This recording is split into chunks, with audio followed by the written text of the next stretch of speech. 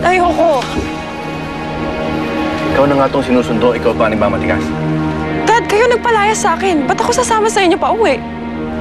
Teka, umuwi na tayo. Dad, ayoko nga eh. Ayaw nga niya sumama eh. Darwin.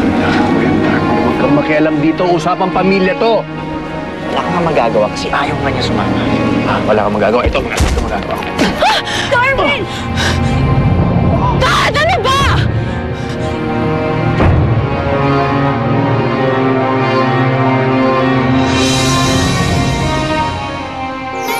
Naiintindihan ko naman si Daddy eh, kung bakit siya nagalit. Pero hindi ba na naiisip na nasasaktan din ako? Makukuha at makukuha ka investment na yan. Pero ang pamilya ko, kahit anong gawin ko, hindi ko maayos-ayos. I'm a good businessman, but I'm a bad father. So, paano mo nalaman na nasa sementeryo si Bea, samantalang ang best friend niya at ang daddy niya, hindi man lang nila agad naisip yun?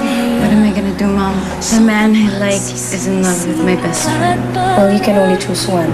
What's it gonna be? Love or friendship? Bakit lasing ka? Saan ka nang galing? Minubukan ka kausapin si Bea. Bakit mo pa kasi hinahanap?